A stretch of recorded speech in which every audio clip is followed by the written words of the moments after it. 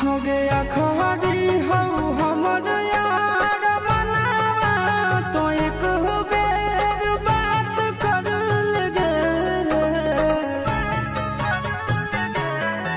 हो गया खरी हो हमर यार मनावा तो एक बेर बात कर लगे।